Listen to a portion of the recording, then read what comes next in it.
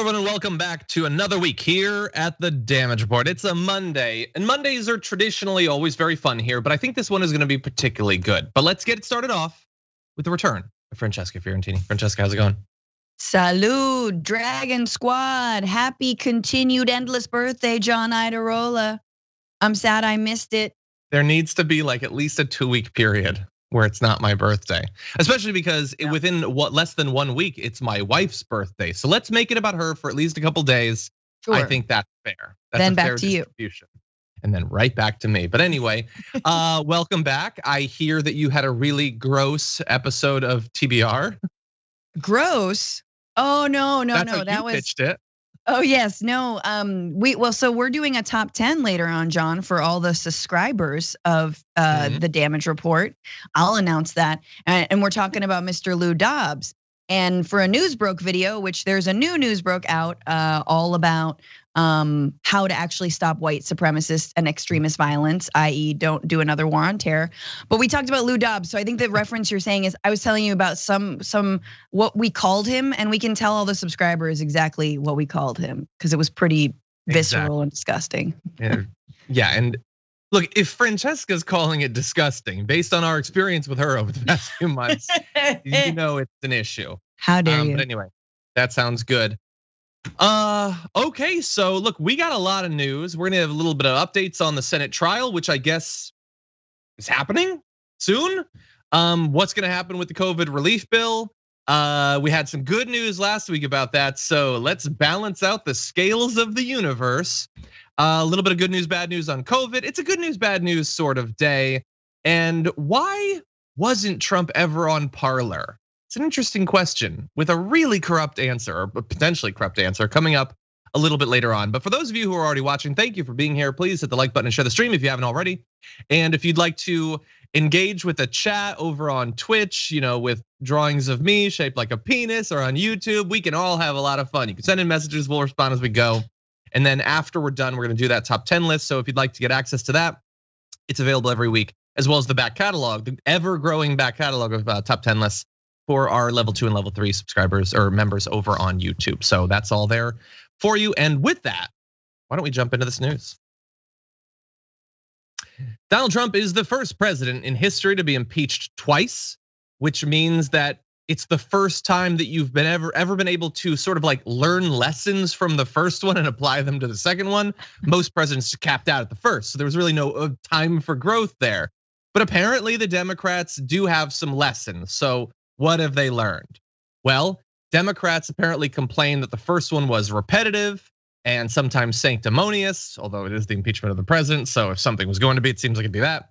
And now the prosecutors managing a second are prepared to conclude in as little as a week, forgo distracting witness fights, and rely heavily on video, according to 6 different people working on the case. So pretty much everyone on the Democrat and Republican side wants this to be short, apparently. They all seem to agree on no witnesses, which seems really weird, Francesca. And we're gonna have a bunch of video, which we know the Republicans don't want. So this sort of first view of the strategy, what do you think? I think, I just think it's funny that we're chalking up the reason that there was not a conviction in the Senate in the first impeachment to it was a little too long. I feel like Republicans, they just couldn't focus. No, they're a party of shook, cowardly loyalists.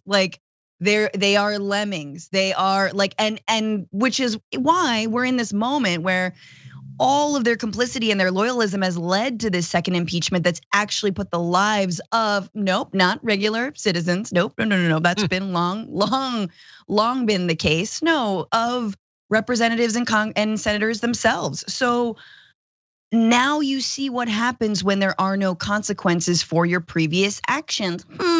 So it is. Now, do I think that means that more Republicans are gonna vote to impeach and convict?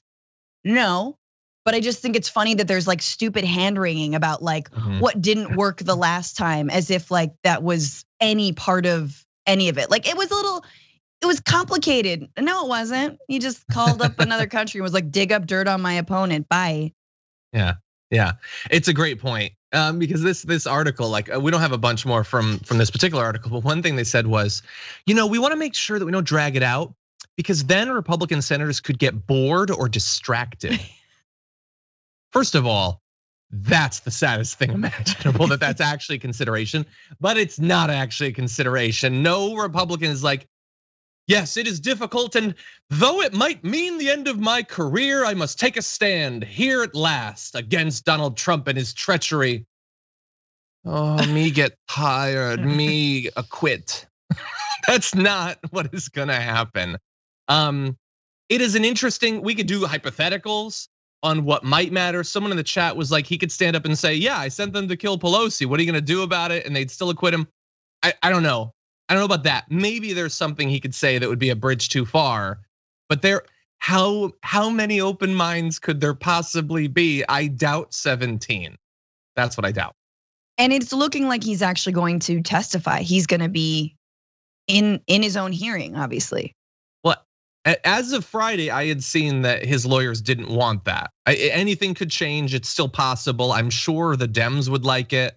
I think, look, there's a lot of considerations on that. I mean, one, that would be really entertaining, I'm sure. I know. And it really does bother me that he's never had to answer in any of these trials, or he didn't have to do like a big sit down with Mueller. Like we had the multi-year long investigation and he was able to submit some written answers. That's it. Why doesn't he ever have to defend himself?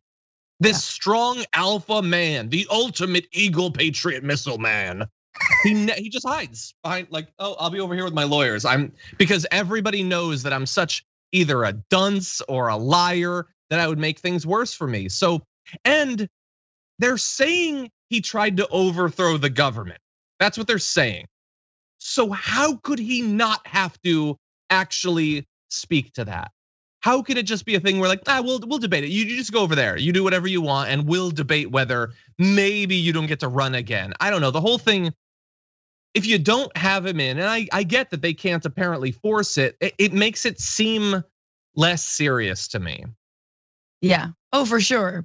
But there's nothing as unserious as Donald Trump trying to answer a question. So I don't know about that, but it would be fun to see him fire both of his lawyers live on television in the middle of the hearing as they're like, as they try to like calm him, like it very like Giuliani to Melissa, what was her name? Calzone is what I'm gonna call her. Calzone. Calzone, and I can. I don't know. You can. We both can. We have Italian privilege, so there you go. It's calzone. Oh, Carone. Now I'm remembering it. I like calzone better. Let's do that. I like calzone as well. Now I'm hungry. Damn it, John. Good place for calzones in Culver City. Anyway, yes. Look, it's ridiculous. Their whole defense is going to be that the Senate lacks jurisdiction to judge a former president after he left office because the Constitution doesn't explicitly say that it can, even though many of the people making that argument have supported hypothetically impeaching Democratic presidents afterward and have been perfectly fine with the same sort of procedure for non-president government officials. If you're like, I understand that it's a different level, but if you're saying that the lack of explicit authorization in the Constitution is enough for us to shut this down without even having a trial, then I think that that's an important bit of precedent that should definitely be considered. Yeah. I want to just mention one other thing, which is about the lack of witnesses, which it's a terrible idea. Like, I don't think that, unless they're gonna like bring up AOC's Instagram lives, which are incredibly damning and very good evidence. Like why? Why not have witnesses? Why not have your fellow colleagues explain how they felt and how they were targeted and because again, we know that not every senator or congressperson felt like they were in the crosshairs. Unless your name was Mike Pence or Nancy Pelosi, Schumer or AOC or Ilhan, like we know who the targets were, right? Yeah. We know who could skirt underneath that. And the other thing I will say is that you gotta have Capitol Police and Capitol staff members who had to clean up, in some cases, feces and blood from the Capitol floors, from people's offices. These are people who day in and day out keep keep the halls clean, keep people safe, right? Like, why not hear from them? I think it would. I think it makes total sense. And today also is the first death of a sitting U.S. Congressperson of COVID. And we know that after the insurrection, there were people who tested positive for COVID. Now, I'm not linking his death to, the possible outbreak of COVID, but we know that like not only did the insurrectionists try to like overturn a democratic election, but also like spread a virus. But hey, what else is new for, the MAGA crowd? Yeah, we mentioned that death on the pre-show. In terms of the timeline, he announced it on the 21st. Who knows? I mean, we have no idea. It's a tragedy, regardless. And yet another sort of lethal threat that's being ignored by much of our government. Well, let's turn to a slightly different angle on this. What do the American people think about this Senate trial? Well, from the point of view of the Senate, nobody seems to care. But I think it's interesting to find out what the people actually want. There's a new poll, ABC News, Ipsos, being described in all the headlines as a slim majority. I don't know, it's 56% of Americans back the conviction of Trump and barring him from running again. I guess 56 is a slim majority. It's America. 40% think anything. Like you can find 40% of America that thinks literally anything you can come up with. So there's only ever 10% we're warring over. I feel like 6% is a pretty good chunk of that. But anyway, 56% are in favor of that. 9 in 10 Democrats back conviction and a ban. 8 in 10 Republicans oppose both. So, hey, there's a little bit of bipartisanship. Some Republicans are in favor of that. And look, that's obviously like still a lot of support for Donald Trump, which is disconcerting. But 1 to 2 in 10 Republicans supporting it is millions of Republicans, many of whom will have already voted for Donald Trump in that last election, possibly voted twice. They might own a red hat, and they do now think, yeah, conviction and a ban's not necessarily the worst idea. Some of those might be never Trump Republicans who are just sort of biding their time. But there are some Republicans, I think, a few who were convinced by what happened on the 6th and the defense of it afterward. Yeah, and you know what? I'm tired of catering to, trying to like morality whisper to the final MAGA holdouts. I can't. I know. We can't keep like, gauging our politics and our strategy based on who's gonna have a change of heart at 4 a.m. And they're like, hey, maybe overthrowing the government's a bad idea. No. At a certain point, I think we're far beyond the is this divisive moment. No, this is about what's right and wrong. This is about laying down a precedent. And this is about like making good on our constitutional amendment that says you should not give aid or comfort. There's a lot of comfort going on, let me tell you, between Trump and many Republicans and those who planned the insurrection. So hey, let's look at the old Constitution. So are you implying that saying, I love you, you're very special could be comfort? I've always found it to be comforting. My wife rarely is as complimentary towards me as he was towards the people that had already killed cops. But anyway, totally joking. She's the best. I love you. Thanks for watching. If you're watching, she's probably not watching. But if she is, love you. Thank you. Anyway, so let's see. The issue is that while 56% support it, you need 2/3 in the Senate. So that means you need all of the Democrats, which probably you could get all the Democrats, maybe. But you also need 17 Republicans, which is like you couldn't get 17 Republicans to join Democrats in like establishing nationwide factories to pump out Confederate statues. Like they would not be that bipartisan on anything. But suppose maybe we'll be surprised. I don't know. What are you willing to bet any money on 17 Republicans crossing over? I mean, they killed people, Francesca. It was serious. No. Who would make that bet? No, not after the election pool bet. When I was like, we're gonna sweep both houses. Shoe in. Here you go. It was not great. I mean, look, we got the Senate though. Yay. Anyway, here's an interesting little tidbit from this poll. This isn't really directly related, but According to the poll, 42% of respondents said there were more radical extremists in the Republican Party compared with 32% who had said the same of the Democratic Party. Which, like, okay, so I get it. That's the hardcore Republicans are obviously gonna say the Democrats are crazier, but like, you guys believe in satanic sacrifices and stuff. Come on, man, we don't have anything like that. I don't know what that would look like on the left, what a version of that would be. I mean, I know that there are like, media personalities who believe some insane things, but there's no representatives anymore who believe such crazy things. It's just that sort of thing. I understand this is all opinion and people exist in their partisan bubbles. We're a tribal species and all of that, but that seems like that's a bridge too far. It should be a mental bridge too far for anyone, but anyway. I just want to say, like, obviously 17 Republicans should, not even on moral grounds, because once again, beyond like whispering to their very, very underused moral muscle in the old heart, it's here in the soul piece. But 17 Republicans should vote to convict because why not? Here's the thing, they're calculating, oh no, we want the MAGA vote. Problem with the MAGA vote is it has nothing to do with you. It's not about you, it's about Trump. So if you want to get reelected, then you're just gonna have to keep supporting Trump in whatever he does. And if that means that another insurrection, let's just play this all forward, reelected, another couple more impeachments, 5, I'm gonna say, another insurrection, and then it's hang, insert your name. Like, that's all it leads to. It leads to step out of line and it's hang, insert your own name.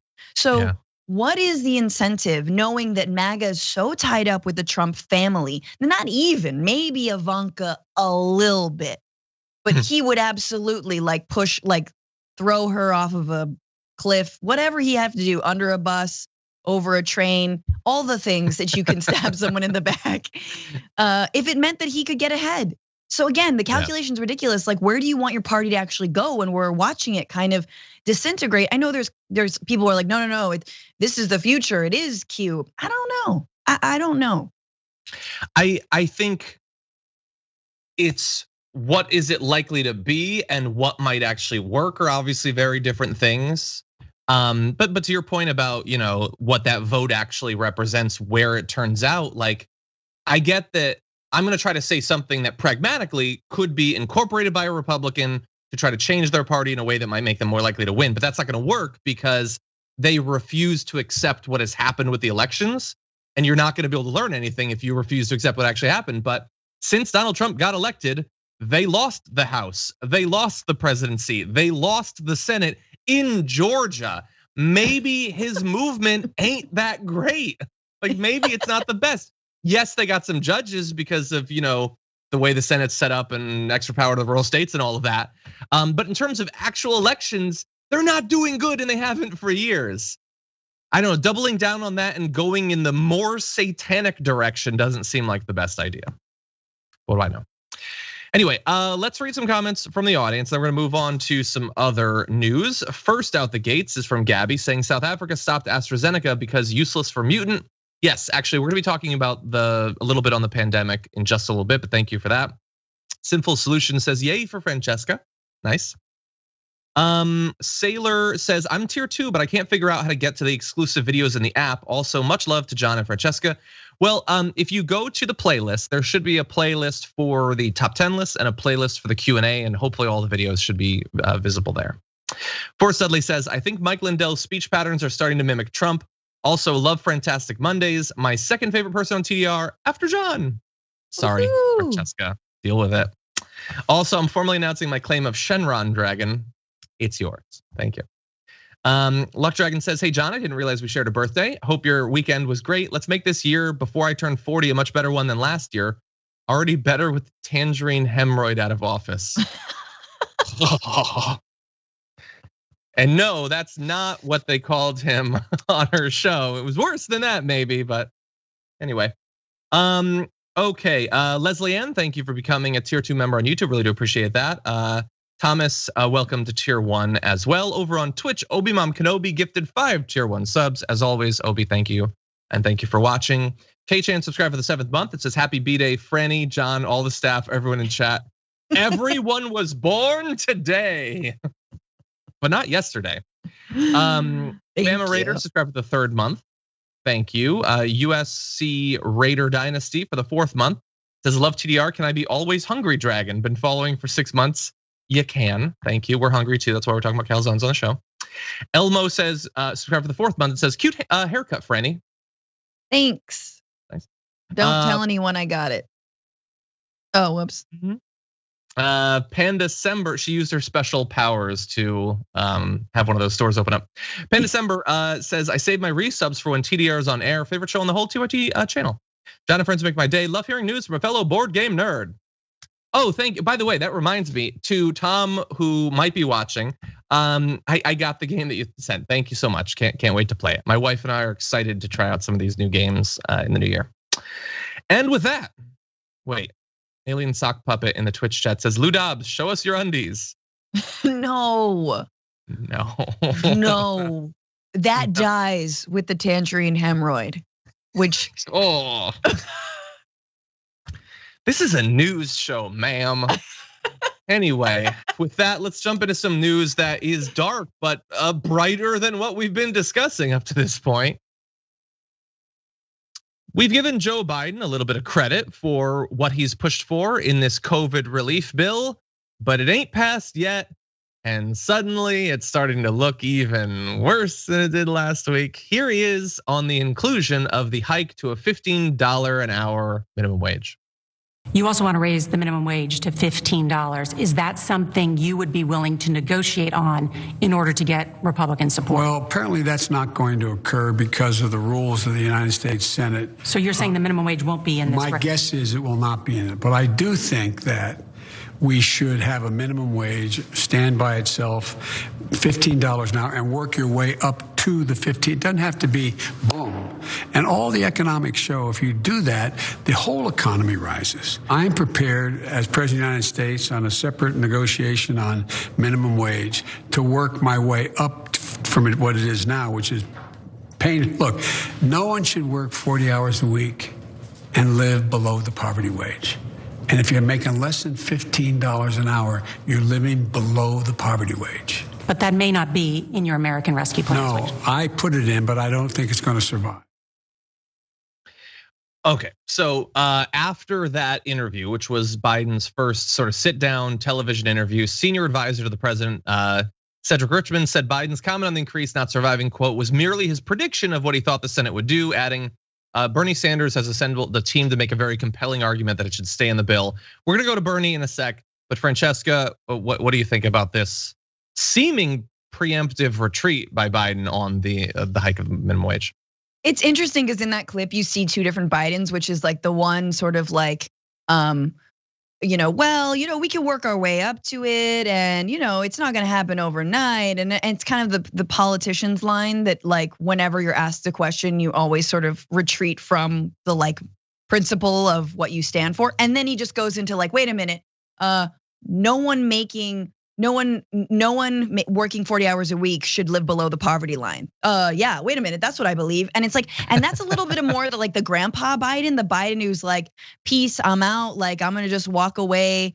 You like, I wanna like be the FDR. Like I'm not trying to give him that much credit. I'm just trying to like see the moments where he actually just says what he believes. And then it's like, yeah, man, just say that. Just say people deserve $15 an hour now because they are living below the poverty line while working 40 hours a week. And $15 an hour really in a lot of places isn't even enough. So like, why not just stand by that? But then he hedges immediately, but I don't think it's gonna pass. Who cares? You don't even need to say that. Just say, this is what I believe, this is what I want to get done. End of story. Yeah, and look, in terms of saying it now when we're not there yet, I maybe there's like a strategic element of, well, it's really looking like it's not gonna be possible, so I better start to make sure that people don't expect it, because if they go on expecting it for longer, then it doesn't happen, then they're gonna have a really negative response. Maybe, I mean, maybe think about that before you decide to include it in the first place. But I would also say since we don't know yet and it's still possible, maybe put some pressure, try to make it happen. Yeah. And it looks like it is possible. So we're gonna go to Bernie Sanders. Here he is talking about his continuing efforts behind the scenes to make sure that it is included and that it does pass.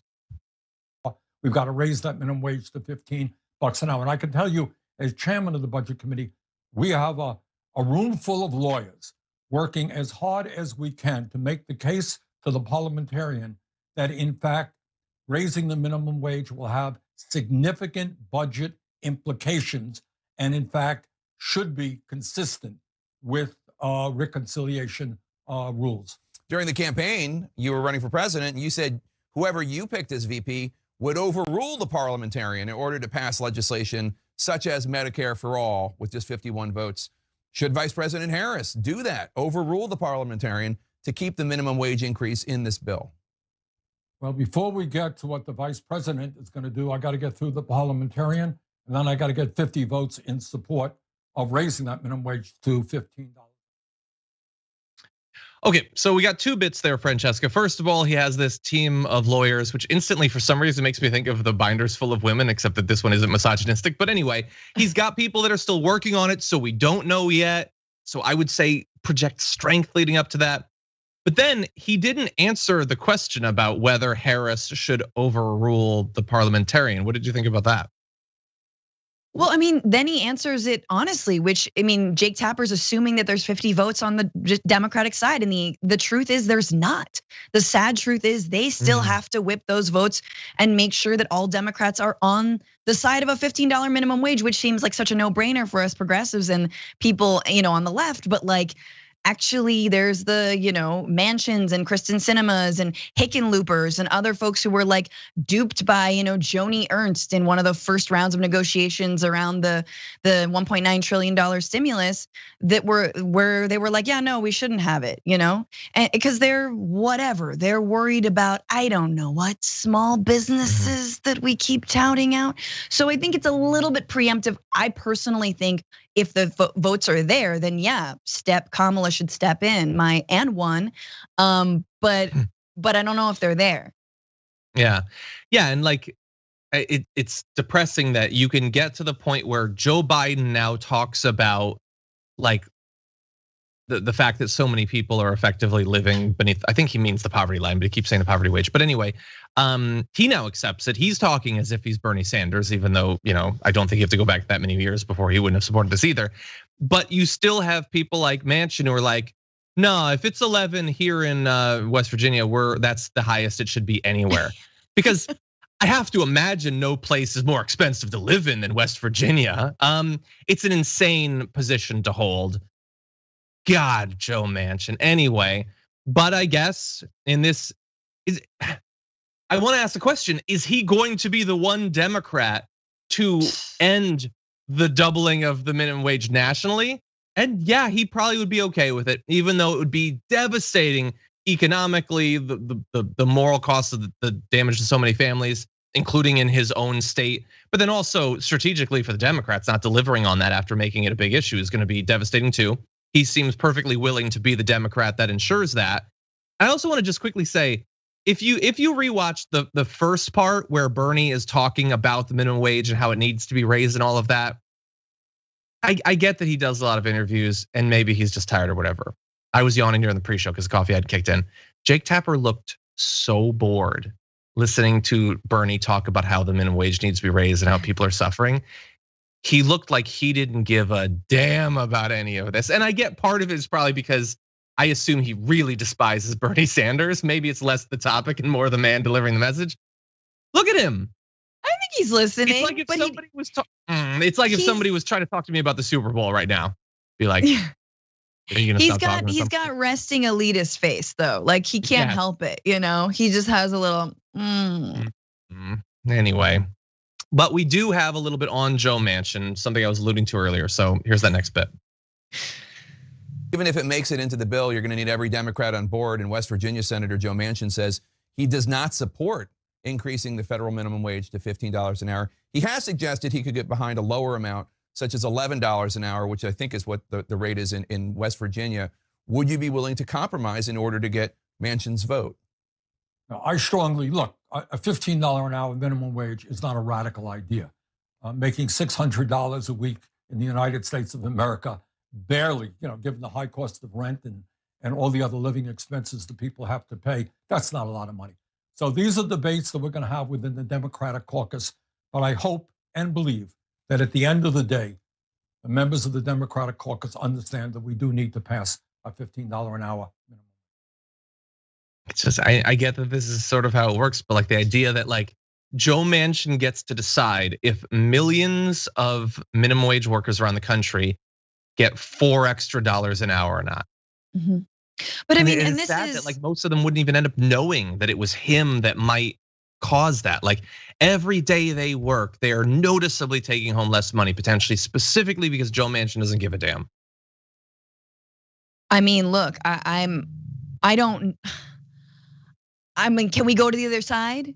Is there a Republican who believes that we should raise the minimum wage? I mean, I believe in working. I think bipartisanship is important when it comes to like bread and butter issues like this. But then you see the ways that the negotiations and all the amendments that Republicans in the Senate introduced to try and scale back any way they could this $1.9 trillion, and the fact that they are, and it's like, if we could just run ads over and over and over again in these red states about these senators and how they tried to cut into the deserved support for the American people at a time of an international pandemic, massive unemployment, healthcare crisis. Like, just come on. I don't know. I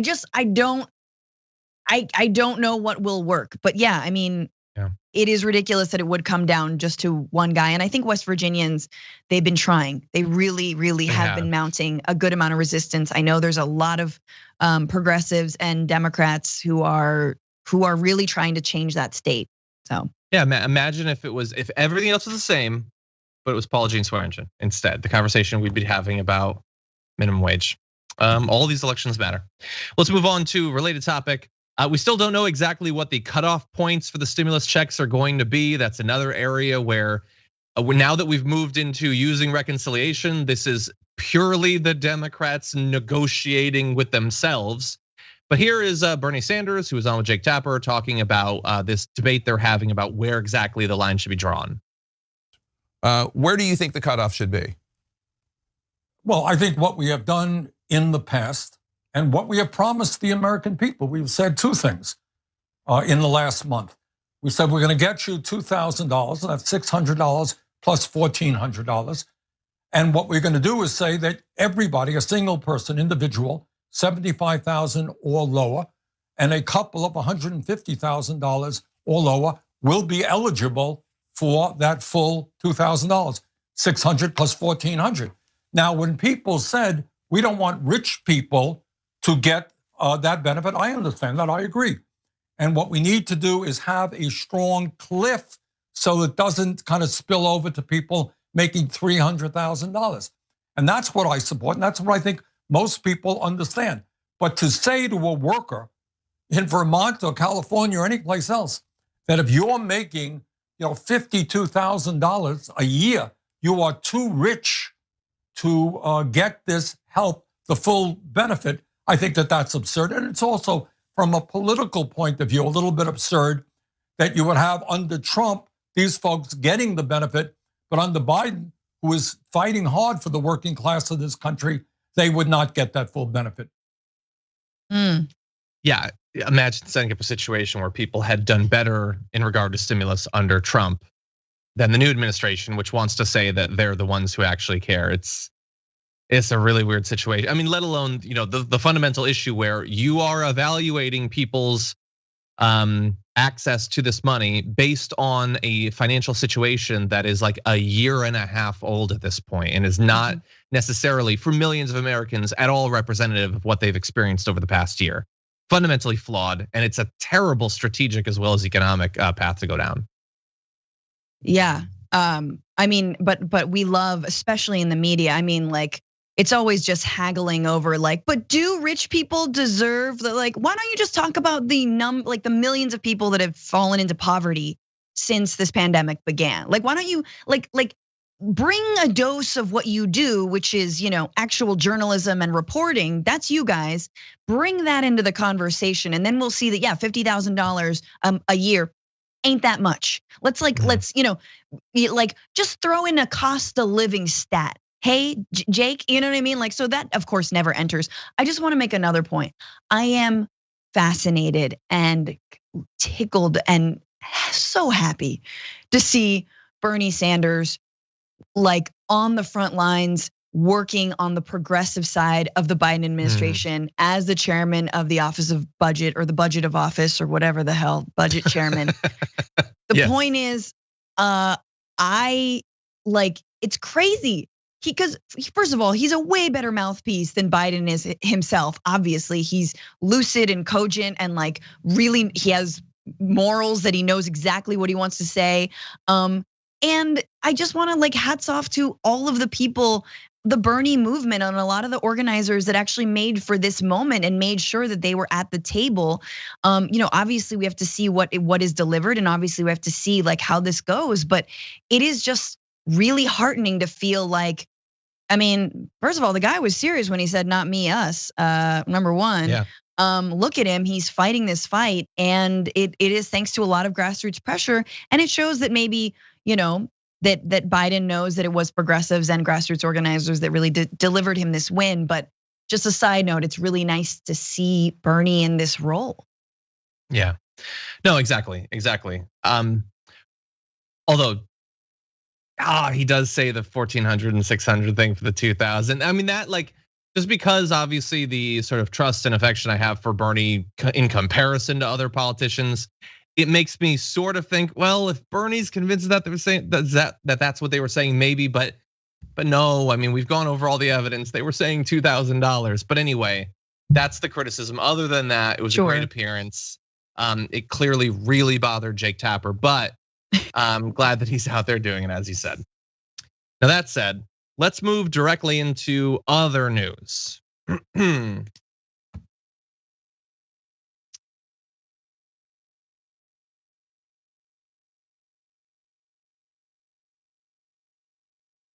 I don't think we have it. Okay, that's fine. But I know that as soon as I say something, it's gonna come up.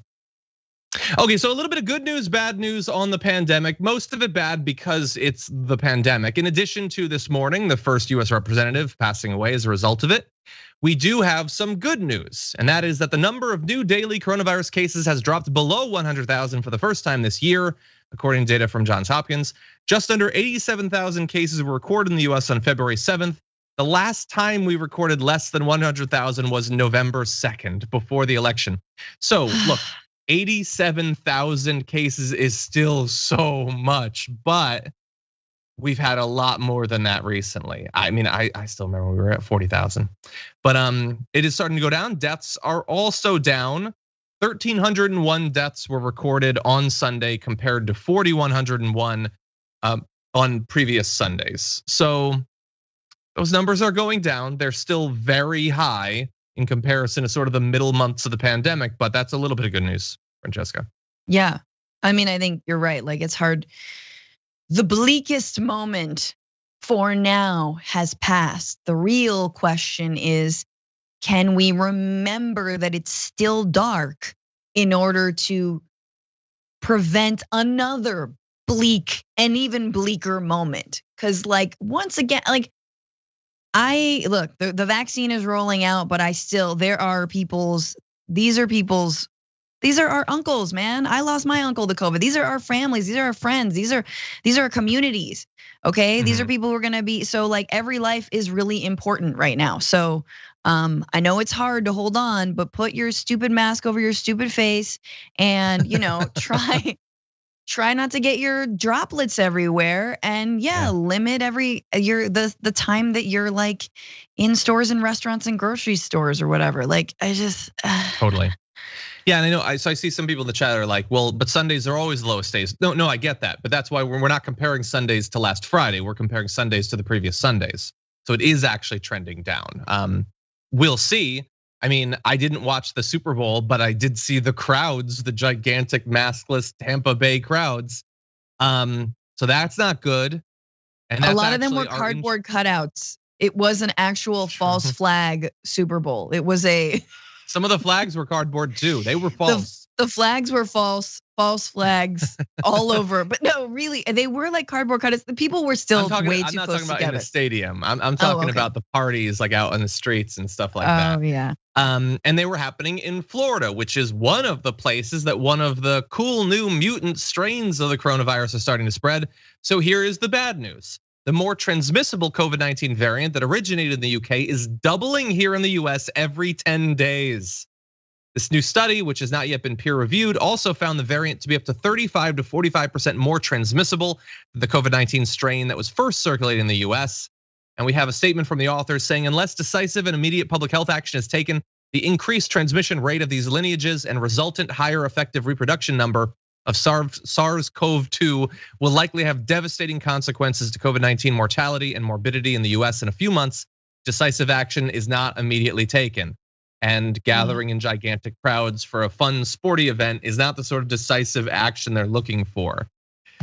Now, before we chime in, based on the sample of positive tests sequenced in the study, the variant from the UK was detected in the US multiple times way back in November 2020, with 2 prominent groups detected in Florida and California. Cases in other states, including North Carolina, Georgia, and Texas, led researchers to believe that B.1.1.7 has likely been spreading throughout the country since late 2020. And most importantly of all, studies are still being conducted on how B.1.1.7 may impact the effectiveness of the 2 vaccines currently authorized in the US from Moderna and Pfizer. Another variant from South Africa called B.1.351, recently found in South Carolina, does appear to reduce vaccine efficacy, perhaps significantly. Not only not protecting you necessarily from the worst effects of COVID, but also producing more mild and moderate cases, which the current vaccines for the original strain have been pretty good at limiting that. So a lot of bad news having to do with those mutant strains. Yeah. The bottom line, when you take a look at the United States' strategy thus far, and even going forward, is that we are not serious about stopping COVID. We're just not. And we won't be so long as we're prioritizing making money over human lives. And so long as we are unable to pass something like a $1.9 trillion stimulus and bailout for the industries and the people who are dying and hurting the most. We in this country are obsessed with what we think is personal freedom. And at this point, that is the freedom to spread a virus and to die because of a virus. But hey, you were able to go to a Super Bowl party and man, go out like that, I guess. That's not the country I want to live in. I mean, honestly, you look at many other countries that have actually successfully, with far fewer resources than the United States has, that have successfully been able to contain the virus. And it has to do with a lot of like government oversight. It has to do with actually having a government that works. Part of that is limiting travel. We have 50 states, we have huge amounts of internal travel. I know people who have been traveling during this time. I'm not saying that they shouldn't travel, but hey, would it prevent the spread of these mutant viruses? Yes. Yeah. Yes, it would. Especially internationally. Internationally, for sure, but even internally, if it meant that if we could contain the mutant strains to Florida and California, maybe that would be good. Maybe that would be good. But if we throw up our hands and say, no, well, you can't stop travel because that's our freedom. I don't know. Like, what are you gonna go stay indoors in the next state over? Like, I really want us to really consider like how unserious we are about stopping this virus, and yet how all of the answers are literally in our faces. They've been in our faces since the beginning of this. Yeah, some of them have supposed to have been on our faces and we have rejected it. Yes. There was a politician, I forget the name, who was wearing a mask that said something like, I'm only wearing this because I have to or something. And it was a black mask with white text. And that mask was clearly in the photo over one of the KN95 masks. So like they were like, I'm only wearing this because I have to. But secretly I also have the medical one under it because I don't want to get COVID, but I also really want to grift. So that's cool. Anyway, a little bit more good news. So if you are out there and you're curious about when you, assuming you live in the US, might have access to the vaccine, we've got some good news for you. But the good news comes with what's the opposite of a silver lining? There's some bad news too. Take a look at this. Your op-ed today in the Wall Street Journal, I like, because it puts forth this tantalizing idea that soon we're going to go from the current problem we have, where it's a whole problem of supply, too much demand, not enough supply. We'll have the reverse of that at some point, where we have lots of vaccines and not enough people who want to take them. How quickly can we get to that point? Yeah, I think it's going to happen all at once. I mean, this isn't going to be a gradual transition, and I think people are going to be surprised that it's going to happen sooner than we think. So if you look at the math, we're going to put about 220 million doses into the market by the end of March. And if J&J gets authorized, which I think they will, that'll be another 30, maybe 40 million doses. So figure 250 million doses by the end of March. And if a 60-40 split occurs, meaning 60% are first injections, 40% are second injections, which is probably about right, that's around 150 million people that will vaccinate between December and the end of March. I think that's going to work off a lot of the available demand. Then we're going to be putting another 100 million doses into the market in April. So I think once you're getting to those kinds of numbers, once you're looking at over, close to 200 million vaccines available for first injections, I think we're going to run out of demand. I think we're going to run out of demand sooner than we think. And I suspect that at some point in March, and certainly by the end of March, we're going to have to make this generally available. That doesn't mean everyone could go and get a vaccine on April 1st, but I think everyone's going to be able to go online and get an appointment sooner than we think. We'll still be rationing it through February, but at some point in March, states are going to have to make decisions about how to open this up more widely. And if we continue to ration it based on, now more and more narrow slices of the population, it's going to get harder to administer. So I think we're just going to have to open this up to general availability, which is good news. I think certainly by April, this is going to be widely available. They used the term good news several times there.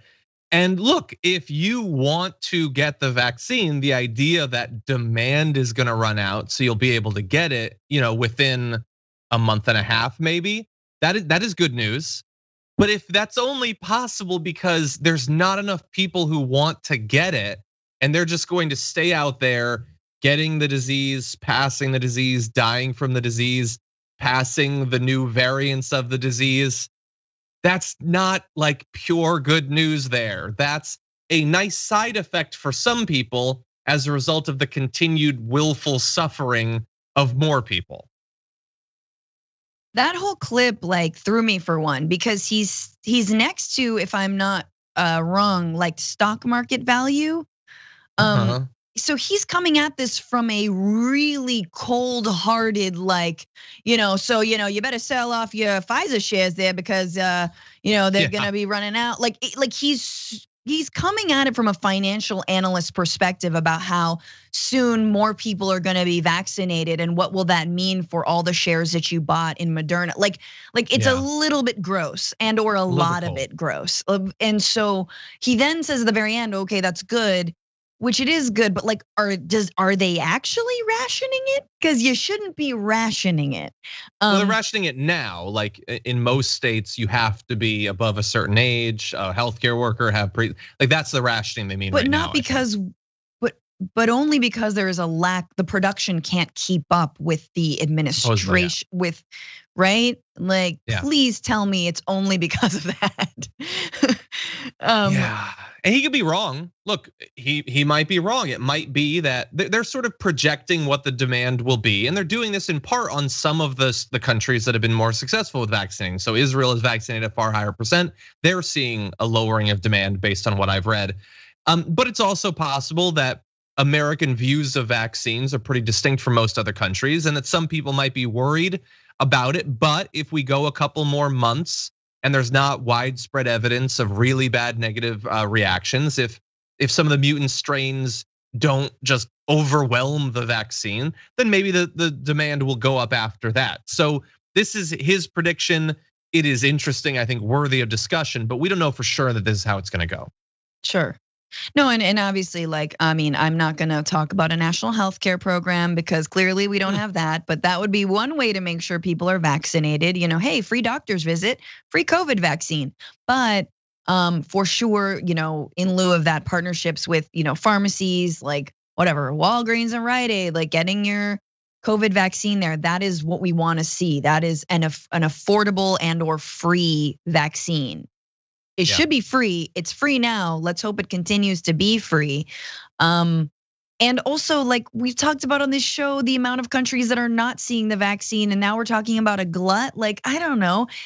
I'm just like, what do we? If we don't want it, then give it to another country. Well, presumably that will happen. Maybe not immediately, but yeah, like I imagine some of these countries in India, like hearing like, oh, that we're just going to be sitting on 100 million doses that nobody wants is disgusting on top of disgusting. But anyway, see what happens. Okay, no, that said, let's read just a couple of comments. We'll move on to our final stories. Let's see. Nancy Smith says, hi, John and Franny, love you both. Thank you for that. N136 says, aid and comfort like providing organic food and allowing insurrectionists to go to Mexico on a retreat. Yeah, I'm honestly fine with the organic food. The retreat to Mexico, that seemed weird. They didn't actually let her go, if I remember correctly. Like she wanted it, but they didn't actually let her do it. Anyway, Paolo says, I missed live shows last week. You broke my heart. How do you not Dune? You need to watch Jodorowsky's Dune doc. Can I be Dragon Idaho? Oh, hi, Franny or Francesca, please. But anyway, I just haven't watched Dune. Although oddly enough, my wife did give me this new Dune board game. So I'm gonna learn a little bit about Dune. I just haven't seen the movies. Patrick Decker, thank you for becoming a tier 3 YouTube member. Within the next week and a half or so, we're gonna do our second monthly Q&A. So look forward to that. Ninja Joe says, Franny has the best voice in the biz. That's pretty cool.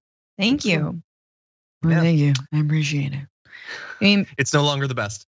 Let's see. What about when I do my Mickey Mouse? What about Zuckerberg?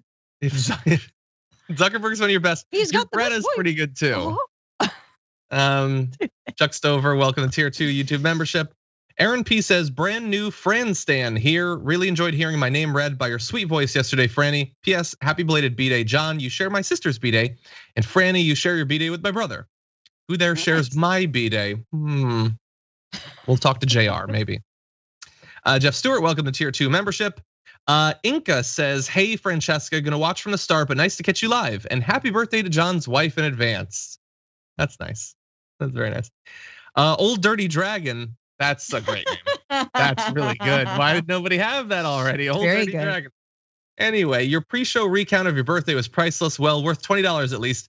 I would pay more to see Tucker Carlson start a show tonight the same way.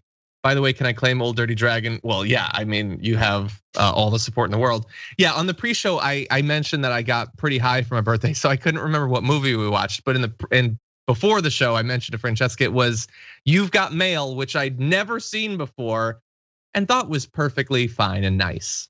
Very forgettable though, and not a bad movie to watch high. Yeah, sure. I zoned out for a few minutes there. And then like I came back and there was a lot of like weird gaslighting that like they didn't have a problem with, and she was totally cool with, which seemed weird to me, but I really like Tom Hanks and Meg Ryan's awesome. It's no When Harry Met Sally, I will say that, but it's fine. It's fine. Very dated. I really like Tom Hanks. Gaslighting wasn't a thing. I know, it's like she's just totally cool. I was hoping you were lying to me. Really? Anyway, okay, now over on Twitch. Alien Sock Puppet says, I want to see Dune in IMAX this fall. Let's fix this crap. Yeah, I want to see Black Widow. I want to see Bond. I want to go to a movie theater and eat way too much popcorn and then get sick. That's what I want. So can we please put our masks on so that I can do that? Anyway, Mickey Sawicki says, I started watching when COVID first hit. I'm one of those subscribers that only know the Damage Report and TYT Quarantine Edition. The message is still the same, and I've never known another news source to tell the truth so consistently. Love you guys. Thank you. Thank you. Queen Bree says, love TDR Dragon Squad, has made me feel so much better during the pandemic. Mad love. Very nice of you. Kiara's, it's both their subiversary and their birthday. Happy birthday, Kiara. Okay, Stephmont says, OMG, I went to the store this weekend and saw someone who not only had his mask under his nose, but he had a mouth hole. Like, what? Why in the hell is the point of wearing a mask? Who makes masks with mouth holes? That's just called your face. That's what your face is. It's a flesh mask with a mouth hole. Anyway, okay. Now, that said, we got a couple of quick stories to get through, and then we're gonna do our top 10 list, so let's launch back into this. The best that Kevin McCarthy was willing to do with Representative Marjorie Greene, who used to be on committees but isn't anymore, that's awesome, was to have a little talk with her and supposedly ask her to apologize after all that she did. And it turns out that is exactly his approach to Liz Cheney, who doesn't believe any of the Q stuff, but she just voted for Trump to be impeached. This is according to Axios, who says Kevin McCarthy tried to get Liz Cheney to apologize for how she handled her vote to impeach former President Trump before last week's highly anticipated House GOP conference meeting, a request she refused, apparently. McCarthy, who hesitated in the first place about holding a vote to oust Cheney, told her privately hours before the caucus meeting that their members wanted to hear she was sorry. He also suggested it could sway some of her opponents. Cheney's team, though, did a whip count, and she was confident she'd secure at least 142 votes, which she did. I just love the idea that they just want to hear that you're sorry for the thing you did. How juvenile of a way to approach this. But this is all Kevin McCarthy's got, is private behind the scenes conversations asking, please just make this go away. I don't want to have to exercise any sort of actual leadership or like choice or anything. Just say you're sorry and let this go on. Let us move on from this. It's sort of sad. Wait a minute, to kick her out of which caucus? Of the Freedom Caucus? Or no, they were gonna kick her out of leadership. Just leadership generally? Yeah. Of this and Girl Scouts. How does it smell? No, I just want to know, how does it smell? I don't want you to. How does it smell to be that far up Donald Trump's crack? No. Seriously. It was seriously, and how do you get farther? How do you actually wedge your whole face that far up the former president's crack? Like really though, it's you're so far up there that do you really, you need to get, you're wedging, you're just wedging. Francesca, it depends on the resources you have. There's a very real fear of slipping out. So they have those little spikes that you can hammer in. You're gonna want to tie off every once in a while and use the buddy system. There are buddies in there, and I'm gonna puke. Anyway, yeah, no, it's partly that. He's afraid of it. He's afraid of Trump. He's afraid of Trump fans. He's afraid of Marjorie Greene. He's afraid of QAnon fans. Who is Kevin McCarthy not afraid of right now, honestly? Yeah, he's afraid of his own shadow. He's afraid of standing up for literally anything. I love when like your so-called leadership has no idea what they're doing. Like these are the limitations of like bipartisanship or getting along or whatever. It's like you're in Washington for so long, your brain just becomes like sort of mushy, go along to get along, and you don't stand for anything anymore. And he doesn't even know what he stands for. And it's a good moment because he doesn't even know what the Republican Party stands for. So it's almost like you don't really blame him because the Republican Party is like, well, we didn't have a plan after Trump. But what we know is that once again, no matter what, no matter how loyal you are, no matter how far you wedge yourself up there, it will always be at some point or another, insert your name, chanted by a mob trying to overturn an election or shouting you down because there's nothing you can do to be loyalist. There's nothing you can do you just can't. You can't. Yeah. So anyway. You're always just hanging in there. But he'll shake you loose at some point. You are a dingleberry. All these little dingleberries hanging off of Trump, and they think that they're a real person. They think no, you're a dingleberry, and he can cut you loose whenever he wants. And then you'll just be stuck on a piece of paper to his shoe. Sometimes I think that participating will make it less bad for me, but it never actually works. Now Cheney is not backing down on this, saying people have been lied to. President Trump, for months leading up to January 6th, spread the notion that the election had been stolen, and people need to understand that. But bear in mind, the other side isn't really backing down either. The Wyoming Republican Party voted Saturday to censure her over the Trump impeachment vote. And I guarantee everyone, at least 95% of those who voted to censure her, believe that the single greatest threat facing America right now is cancel culture. Oh yeah. But they censured her for daring to turn against their god emperor. Anyway, Liz Cheney. I'm perfectly happy to, in the very near future, move on from any defense of Liz Cheney. But in this particular case, the people opposing her are worse. Agreed. Now, we are right up against the end of it, and so that's gonna have to be it. I'm gonna read a few comments, but before we do that, Francesca, I wanna give you an opportunity to let people know all the amazing different work that you're involved in. Oh, you're so sweet. Hey, everyone, listen to the Bitchuation Room podcast, or you can watch it live 6-9 Eastern every Sunday on my YouTube channel, Franny Fio. And also I've got a new episode of Newsbroke with AJ+, so check that out again about like whether we need a new war on terror to stop white extremism. I argue no, but so yeah, let me know what you think. Implying that there are already laws that could be invoked and that we don't need a whole new apparatus? You just gotta also see white people as possible suspects. It's pretty much, that's my thesis. I don't think so. I'd prefer new departments. But anyway, and I know that there was a lot of like online like Zoomy comedy shows. Have you been doing any comedy shows recently? Any upcoming that people can participate in? Stupidly, I did not. This week, I don't think I have any upcoming. Last week I had 2 and I didn't promote them, so I forget sometime. But follow me on Instagram at Franny Fio and Twitter, and I'll keep everyone abreast. Awesome. Not engaging. Anyway, okay. No, well, Francesca's gonna be with me in just a sec. After we stop here, we're gonna be filming our top 10. This is the Lou Dobbs top 10 greatest hits as we shove his butt out the door. He lost his job, or at least his show. He's still being paid. Love how the system works. But anyway, on my birthday, so we didn't get a chance to talk about it on Friday's edition. So we're gonna be talking about Lou Dobbs, and we're gonna show you 10 of his greatest hits, lowest moments. I don't know. He says a bunch of stupid stuff, and we're gonna make fun of him. So that's coming up soon, available to our YouTube members of tier 2 and tier 3. But before that, I just wanna read a few super chats, including Jason Tastrophe, who says, have you read the Red Rising series? If so, have you heard they are soon coming out with a board game about the series? So I am familiar with the board game that is gonna be coming out. I haven't read the series, although it got a good review from my close friend Quay. Christopher says minimum wage needs to rise, but there needs to be significant support to offset the change for small companies and should vary based on region if they aren't gonna offset costs for small business. Well, I mean, to some extent, I think that is the argument for phasing it in over the course of something like 4 years, is to help them adapt over time.